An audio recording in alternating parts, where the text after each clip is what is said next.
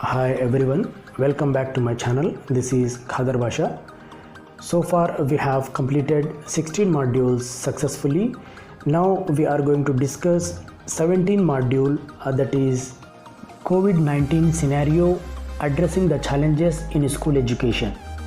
In this module we are going to discuss addressing the challenges in school education in brief. Later we will see portfolio activity. Viewers who are watching for the first time, I request them to please subscribe my channel and press the bell icon and share my videos as much as you can. And thank you very much from the bottom of my heart who have already subscribed my channel and sharing my videos. Without wasting your valuable time, let's get started. Content outline of this module: challenge of identification of COVID-19 positive person, challenges and concern of reopening schools, ensuring safety in schools, preparation before opening schools, maintain social distancing in school and during entry and exit of the students in the school, practices to be followed during school hours, providing safe hostel facilities, learning and assessment, facilitating mental well-being among students. We are all aware about the recent outbreak of coronavirus called COVID-19. Millions of people in almost all the countries are suffered by this pandemic for the past few months, and we are not clear when this pandemic will be over. This has resulted in unfortunate deaths of large number of people globally. COVID-19 is an infectious disease caused by the most recently discovered coronavirus. Friends, please note this point. COVID-19 is an infectious disease. This new virus was unknown before its outbreak began in China in the year of 2019 December. That is why it was called novel coronavirus. Novel means new coronavirus. In India also, several thousands of people has become sick due to the infection by this virus, and it has caused deaths of many people. As it is an infectious disease, the country observed lockdown for several months. People were advised to stay at their homes. Markets, offices, schools or colleges, means of transports are all remained suspended. The children, older, adults and persons with disease related to heart, diabetes, hypertension are more suffered. Even pregnant ladies are also exposed to this disease. However, process of unlocking has started in a phased manner. By the God grace, in Andhra Pradesh, schools are started. Classes from 7 to 10 are being run in government schools. In this context, it is essential that school leaders, teachers, teacher educators, parents, committee members develop an understanding about the nature of this disease and also the precautions to be taken to save students and themselves from getting infected by this disease.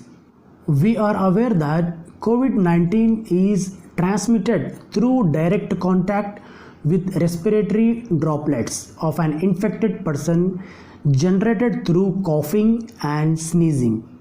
Even individuals can also be infected from touching surfaces, touching their faces, example, touching eyes, nose and mouth. It has come to our notice, people infected by the virus even they don't have symptoms. To prevent the potential spread of COVID-19 in school setting and protect the children and other school functionaries, certain precautions are necessary. However, care must also be taken to avoid spread of coronavirus. Challenges and concern of reopening schools. Reopening of schools after a closure requires many consideration, but if done well by the school administrators, teachers and staff, it can promote students' health and well-being. The pandemic situation has developed certain challenges to school education.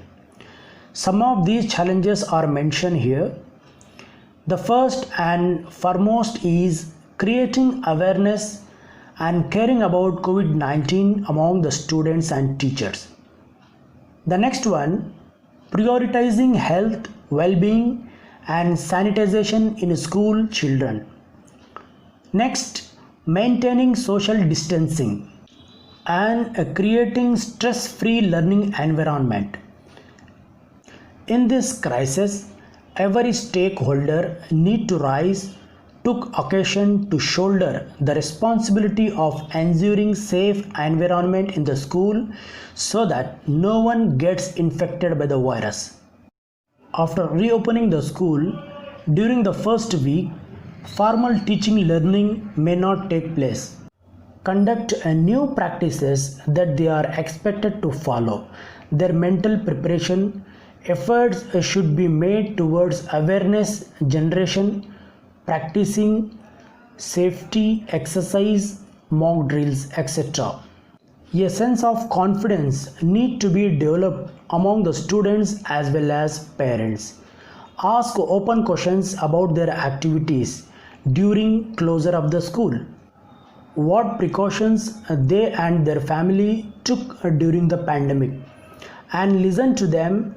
Be honest, explain the truth in a child-friendly way. Show them how to protect themselves and their friends. This is very important. While preparing a curriculum plan or academic calendar, weightage needs to be given to psychological well-being of students in pandemic environment. Create awareness about COVID-19 by discussing myth, social stigma and fear among the students in a classroom in a friendly manner.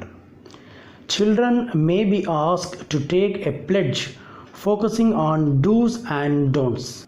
Interesting activities such as drawing, painting, storytelling, writing, reading a chapter and developing summary points.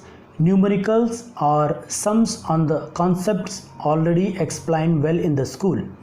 Audio and video recording using mobile and camera of various elements of nature. Preparing some food items such as sprouts, salad, which does not require heating, etc. Students has to be participated in some micro yogic exercises like rotation of the head, shoulder, feet, stretching, etc.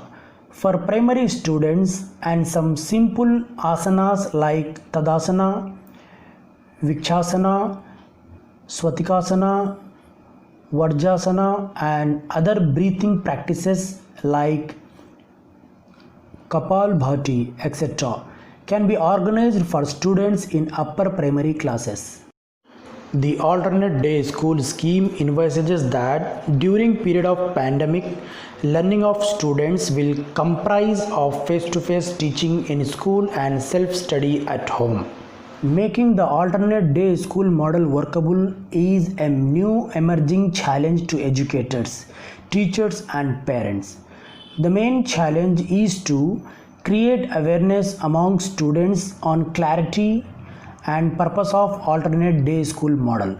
The next challenge is to motivate the students on effectiveness of self-study, train the students in time management skills for better organizing themselves and utilizing their time in productive way. Schools with urban areas with high-speed internet may focus on e-learning and using video conferencing platform like Google. The school and teachers need to focus the most vulnerable students, homeless, migrated students, students with disabilities and students directly affected by COVID-19 maybe through a death in the family, relations and hospitalization. Such students requires special attention from the teachers. In rural areas, the Diksha platform, which already connects many states in India, may be utilized in proper way. Now we will see some of the challenges mentioned here. Creating awareness and caring about COVID-19. Prioritizing health, well-being and sanitization in the school children. Maintaining social distancing.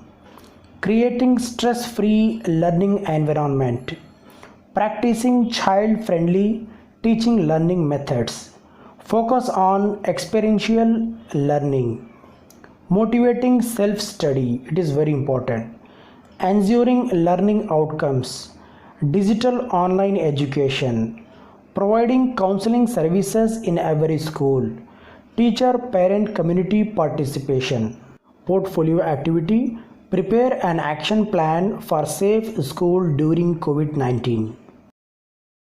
Preparation before opening schools. Before the schools start functioning, teachers, principal, parents, community and other need deliberate the following aspects. The school functionaries should discuss and make attempts to the safety measures to be undertaken in the school. This would include deliberations on sanitation of the school complex, including toilets, making arrangements for hand wash, wearing, making available face masks by all, etc. Decision also need to be taken about the modality to be followed for maintaining social distancing, 6 feet distance between two persons in the school. All the staff members need to be vigilant for symptoms and staying in touch with local municipal authorities, district administration and hospitals for taking necessary steps. This is very important. Collecting the details of occupations of each parent is crucial, as some of the parents may be traveling to different places frequently within and outside of the village or town district. Local health officials may be consulted and make arrangements to handle the emergency situation. Mobile hand wash cum sanitizer facility needs to be arranged in each school. Right now in many schools they may not be in place. School timings need to be discussed and finalized. Social distancing. Maintaining social distancing 6 feet distance or 2 गज की दूरी is an important safety requirement. Majority of the schools run with their full capacity with the required PTR. In such a situation, maintaining social distancing in the class or school is a challenge. This can be observed in different ways. Among many ways, 2 ways are suggested below for consideration. It is for the school administration to decide the required course of action. First strategy, half of the students of each class may attend school on odd days and the remaining half on even days. Classes 1, 3, 5, 6, 8, 10 and 12 may come to school on odd days and the remaining classes on even days. Hope you understand well. The students not coming to school may be given assignments, homework, etc., which needs to be supervised by the teacher. Groups like WhatsApp or Instagram may be formed to directly communicate with the students and parents. Library, computer, practical periods must be conducted in such a way that proper social distancing is maintained. Games and sports period and music and dance or other performing art periods must be increased with proper facility and guidance. This will help in keeping children happy and stress free besides being healthy. Mode of transport. The students use various means to come to the school. Some of them come on their own, while others may be traveling the facility of school transport. Maintaining social distancing in the latter case is a challenge. The following measures are suggested which the school needs to adopt as per their requirement. First one, as far as possible, children should be encouraged to use their personal transport. The potential sources of exposure include having close contact with a bus passenger having COVID-19, contacting surfaces touched or handled by a person with COVID-19, or touching mouth, nose or eyes with the infected hands. The students need to be sanitized about limiting close contact with others by maintaining a social distance of at least 6 feet. When possible, they need to be advised to enter and exit the bus through rear entry doors. Avoid touching surfaces often touched by bus passengers, and use gloves if required to touch surfaces contained by body fluids. Entry and exit of the students in the school. As suggested earlier, the school timings may be staggered for different classes to avoid crowding at the entrance gate.